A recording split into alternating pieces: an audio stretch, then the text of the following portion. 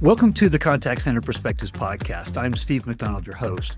We have a very special guest on today, Matt Hartley. And Matt, you are the head of Pixel Customer Care at Google. And that does not define Matt, though. Matt has a lot of interesting facets about him. I learned that you're growing your own fruit trees to make your own wine, that you're actually a musician and you've recorded. You lived for years because of Google and APAC and had all kinds of incredible experiences. So I want to hear a lot more about how that all makes the perspectives from Matt come to fruition. But what we're going to be talking about today is driving aligned plans for success in our own advocacy. And why do we have to be our own advocates? Why isn't everybody saying, what customer support, customer care is doing is fantastic. We couldn't do this without them. You guys are on the front lines of all the conversations with our customers. The insights you have drive everything in the business. Every department should be hanging on your every word. But unfortunately, that's not the case. Always. Lots of times we're treated as a support department. And so we have to fight, even inside of Google. I'm sure you fight for resources and advocating for your team and what you're doing. But before we dive into that, which we're going to in just a second, I'd love to have you just maybe expand a little bit more on your background, and then we'll dig in. Thanks, Steve, so much for that intro. I've been working at Google for about 13 years, all that time in the customer care organization, but across many different roles. I've done things like implementing technology platform roadmaps, leading scaled support channels, driving some of our next generation support solutions, customer loyalty and retention efforts. So across many different parts of the business, like you mentioned earlier, I spent 5 of those years living in APAC across Tokyo and Singapore, where I was leading our APAC region support for various products, some of our newly launched ones for the region, and also part of our hardware business. But prior to Google, I was doing my MBA, and prior to that, I was doing consulting for a number of years in Washington, D.C. Yeah, and so that kind of rounds out like the area. And then when I think about the work that I do, there's a couple things that I really love about it. I get to solve really big problems and work on some big challenges. One of the things that really excites me about my work is just working on these sort of multi-year complex problems that require vision and at the same time, a little bit more of the day-to-day, what are we going to do based on that vision that we're trying to achieve over a number of years. That's a big job. That's a big role. So here's what I want to do. Let's set it up at the beginning, right? This is internal advocacy. And if you could maybe, what's the landscape there? How do you think about this and the role of our own internal advocacy and the reasoning behind it? Look, everywhere you would go in every organization of every size, I think there will be resource constraints. There's never enough people to do all the things you want to do. There's always more opportunity than what you can get done. And that's a good thing. I also think looking inward first and at your own teams, it's actually really important to be thinking about, like, where am I going to place my bets? Where are the things where I must win? What do I want to do? Mistakes that I've made before and that I see people make is trying to spread too thin and do too many things. And I think first it's looking at what we as business leaders are trying to set out and do within the constraints we have and where we're going to go out to win. But then within that, I think it's really important to just think about what is our role in the broader business. As much as we live and breathe CSAT or other key metrics in our own business, there's a really important role that customer success organizations, customer support plays in the business. We help make the product and the business successful. We are the face of that product to customers. And so in many ways, the way that we perform helps the overall business to perform well. And I think as we frame it that way and start to think about how we want to influence within an organization and how we want to set our own strategy, if we tie it back to that, then we're already on the right path with that journey. So I'd love to know, the start of the conversation with internal advocacy, and then it ended with, we're vital to this organization. So there are interesting ends of the spectrum here.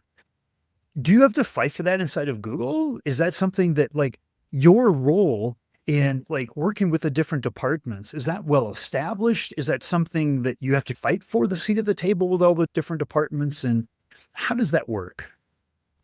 Yeah, it's a good question. Google is a big company, and I've had the privilege of working across many different parts, many different products of Google's over the years. And I guess what I would say is that customer support can have a very big or small role depending on some of those individual product teams. And even over the evolution of Google's existence, I think we've moved more and more into a place where we recognize that customer support is a very critical part of a product dynamic. But I've worked on products where things are generally running relatively smooth. Engineers, product teams think, hey, if I just build it better, then what's the need for support?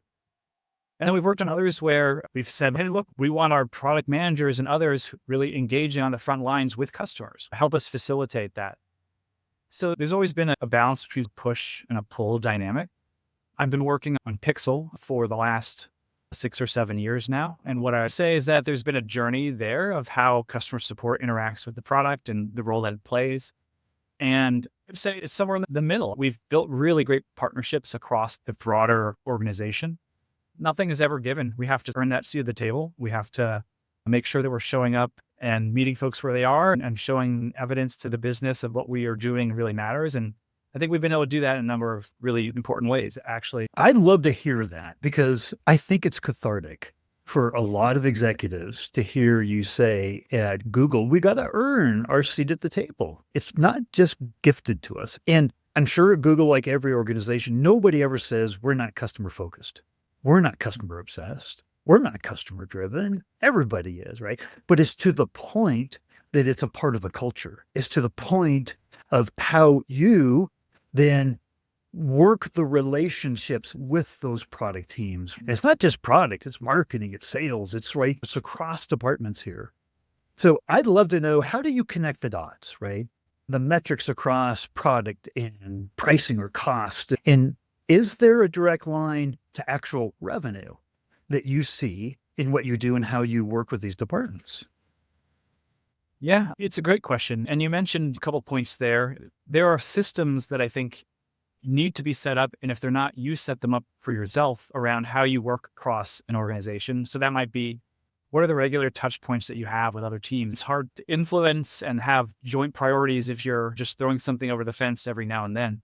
So the systems of how you set up business reviews or meetings or one-on-ones, even with other departments, other cross-functional stakeholders, I think can't be understated. That's really important.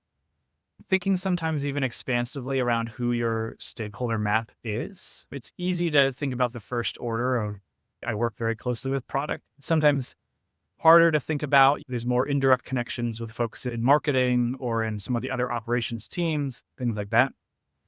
As you have those conversations and those meetings, you'll inherently learn more about their priorities, the things that they care about. You'll see, hopefully, the connection back to what you do. At the end of the day, everyone is trying to make the company, the product successful. If you distill it down enough, what is the reason that we do what we do? Well, we're trying to make the product successful. And so you're able to then tie the work that you do back to some of that vision and goal. You communicate that more generally with these different stakeholders, and then suddenly you're identifying common areas. If our goal is improving product retention or loyalty, or if our goal is reducing product quality issues, what is the role that we each play in that? Maybe we are coming with voice of the customer that helps enable that. Or, hey, we are the face of the product to the customer. So how do we play a role in that? And then you can really have fruitful conversations around how do we work together to drive some of those outcomes. So a number of things you said in there, right? So maybe we represent the voice of the customer. And it's pretty hard to say the voice of the customer isn't the highest authority in the business. So there's one school of thought. It's, okay, Matt, when you're in a meeting with another department, they should be like hands down on the table. What is Matt going to say? Because Matt represents the voice of the customer. Now, what's interesting though is you get a lot of data, right? And data helps fuel information, knowledge, decision-making. How much are you data focused? Like when we're talking to voice of the customer, how do you articulate voice of the customer, I guess is the question. That's a great question. It is great to have data. I think that's important. And in some conversations, you're dead in the water without that. Certainly at a company like Google, we love data. Being able to point to say, look, Customers are literally coming, they're telling us what they want, what they need, what they don't like. Here's the data. Let's cut that by market. Let's cut that by you name it, so that we can drill down and say, look, these are the parts of the business that we think maybe need the most focus for a customer experience improvement. That can be powerful. Data supports those conversations. And it's like the table stakes, I think, for having some of those conversations. To take it a step further, though, I've always found it very useful, actually, to also look at the individual, the story, be a storyteller with this. Sometimes getting a customer quote, putting an executive on a call with a customer or letting them listen in, like describing that customer experience, the one customer's experience can really highlight sort of the frustration or the love or whatever it is you're trying to get through. It puts a color to it that the data just won't have. Sometimes we've had meetings where you get product managers, engineers, others who say, I get this now. I understand why this is important. And so kind of the marriage between those two, bringing data, but then also making sure that you are representing that voice and literally bringing the voice of the customer, the literal, get that recording, bring it to the meeting. That could be really powerful. That can change hearts sometimes, move direction. And so bringing both of those is actually really important. There's actually been studies like done by Harvard that say when we hear things in the form of a story, we actually remember it more than 20 times than if we came in and we said 18% of customers are identifying this as an issue, right? And it's okay, here's a bullet of stat, and those are very meaningful. But yeah, telling that story really brings it to life, and they're going to remember that. So that's the idea of representing the voice of the customer. There are stories that are individual stories, but then there are stories that are broad. There are themes that happen all throughout these customer interactions. How important is like the role of emerging, like the role of AI, right? Using Gemini, right? On your own products and your own customer base and all those interactions. And has that become a really big tool and opportunity to tell that story or tell the data? AI is transforming how we approach these things. And as I'm sure it is for everyone and everyone who'd probably be listening to this podcast, especially from the perspective of insights, I think it unlocks so much more value out of the insights. We can move so much faster. Just to give you an example, I remember if we wanted to really deep dive on like a certain issue and we maybe would have, hey, we're going to take 100 or 1,000 cases that we've received and we're going to have some agents go through and manually classify them X, Y, or Z. And that would take a week or more, and it's prone to error. We will now get that in seconds, feeding it through AI. You're able to use AI to better cluster and find the insights, especially maybe the ones that are not the top line ones. So things that maybe would be lurking beneath the surface that are somewhere in the middle of the pack or longer tail that you wouldn't have otherwise found. Able to use AI also just to do better issue detection in real time. It's tough to be always on as a human and checking all things, but that's something that AI is really good at. In many ways, we're just getting started with that. I think it's really powerful. Certainly from a voice of the customer perspective, it's powerful. And it's democratizing how we think about this. The truth is, it's not just the customer support organizations who have these powers. So it allows many other parts of the business to come in to that picture and into that narrative. And we see a lot of folks coming through and wanting to look at our own data and run their own kind of analyses on it. And that's actually great. Like we then are able to people pull from us instead of us pushing out. So I think these are all benefits that I've seen just on the insights side of AI. I want to marry what you just said there with something you said earlier. And when you were talking earlier about working with the different departments, you talked about understanding their needs, right? As a business, we're very focused on our external customers and completely understanding their needs. But you have internal customers. You have internal consumers of the service that you put out, right? All this knowledge that impacts all of them. Now, if you had 1,000 agents and they were manually pulling these reports and everything, like in marketing, personalization is everything, right? So the data and the story and how it's told, if you're talking to sales versus product versus marketing, right? Are you able to tell that story differently depending on the individual needs of the internal customer that you're talking about or talking to? Yeah, I think it is important to think about that in any conversation, whether you're talking about data or not. What does this person care about? Like what will resonate? And so some ways that might look is just like, what are the different cuts?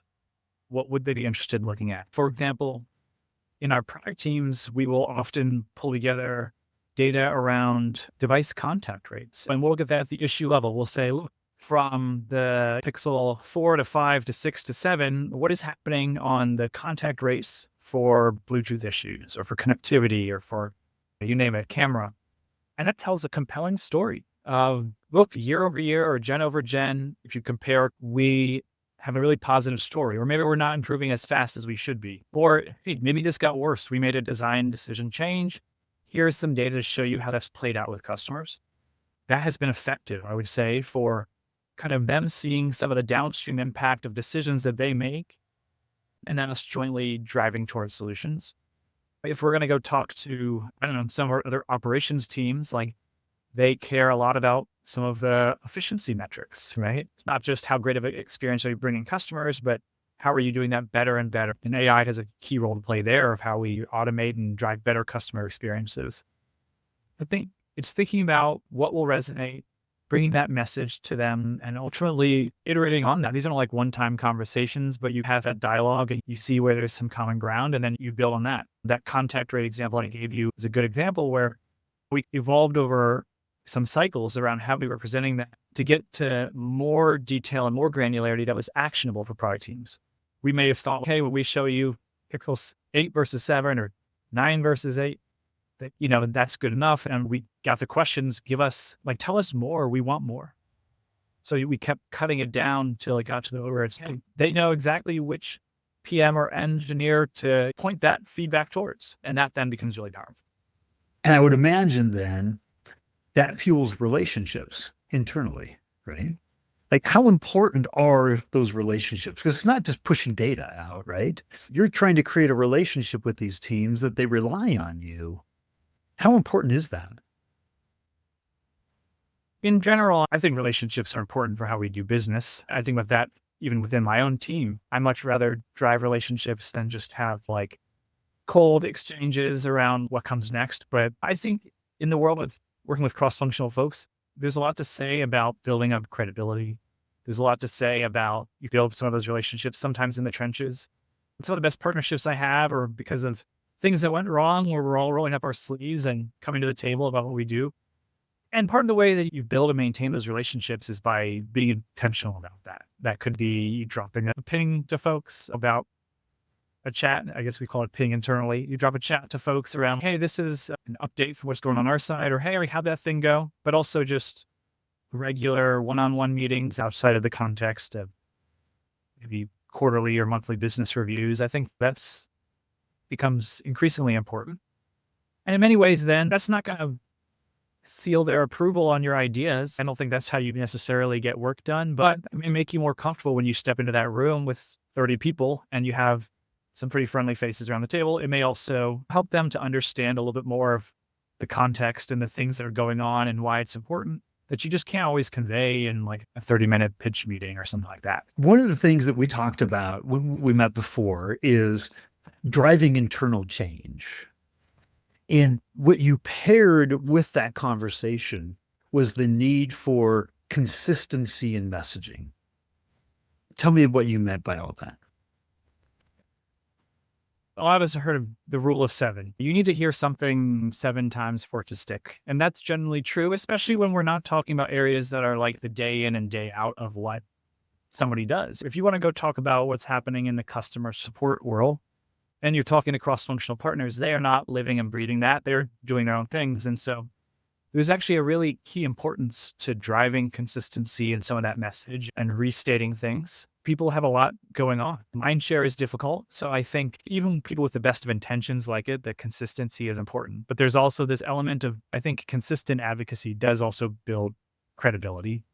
It can show, look, I'm not just here to try to change one thing or to try to give you like a nugget of insight. I want to build like an enduring partnership. Like we are stronger together. Let's like build a system that is self-reinforcing where we both succeed. And then it's less about kind of one-off influence and more about, hey, like we're building joint plans. We're setting joint goals together. That's an important, like the driving alignment on a strategic level, right? Goals and vision and what we're trying to do. That's different than reporting on data, right? Yes. Tell us a little bit about, because what's interesting is in these cross-functional across, different departments and internal teams, how much of that conversation is keeping on track, on alignment with a shared goal and vision versus reporting on what's happened? That's a good question. I would much rather be much more of the former, because in an ideal world, being on track with what's happening in the data, that is hopefully performing well, and like ideally the most boring part of that conversation. It's not always. And as we know, we get all kinds of shocks that hit the system that support orgs deal with. But I actually think where you really unlock the value, and certainly where you think about like where a team is going this year, over the next few years, it's those broader conversations around strategy. That's what gets you there. And I can give you an example that kind of ties back into your last question as well. A number of years ago, I was going to a number of our the VPs of the business and pitching this proposal around there. There's this integration between the product and the support that I thought we were well positioned for. We really needed to do is going to be impactful for users.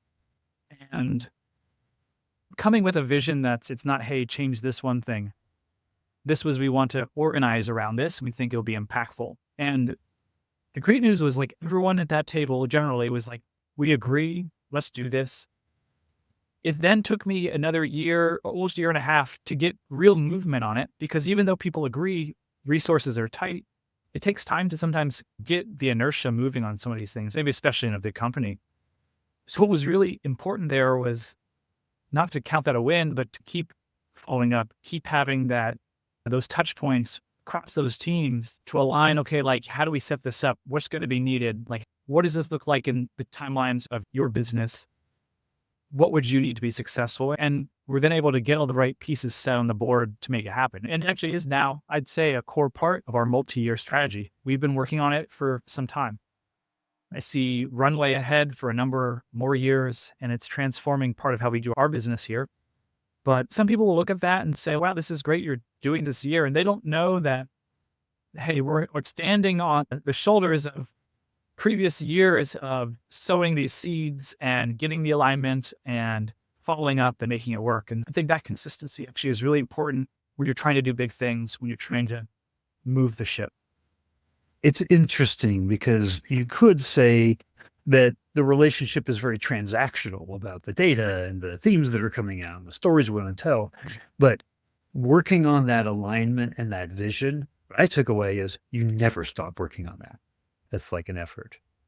So I would love to know if there was one thing, because we've talked about a lot, if there was one thing that you wanted to leave the audience with today that they should take away, what would the one thing be? I guess there's this proverb that I use with my team sometimes, and I think is valuable, and I think it does sum up a little bit of what we're talking about. It's, if you want to go fast, go alone. If you want to go far, go together. I believe that. And there are times when we want to go fast, and there are times when we want to go far. When we want to go far, we need to go together. And so that is, think about what are the common problems and goals? Who do we bring into this? What is the collective narrative? How do we go far together? I think that's really important. And so I would just encourage folks who might be listening to think through that. When do you want to go fast? When do you want to go far? And who do you bring into that discussion? And how do you approach it? As you said, in an ongoing way, not as a one-off, to make sure that you are running that marathon, not just the sprint. I love it. Thank you. Thank you so much. The whole mission behind this podcast is to get expert opinions and perspectives and insights as we all learn, right? We learn all throughout our careers, and we should learn from our peers. And if we can do, that's the rising tide that lifts all boats. And I think you did that big time today, Matt. So I just want to say thank you. Thank you very much. Thank you. I appreciate it, Steve. It's been great connecting and chatting. I appreciate the opportunity to come on.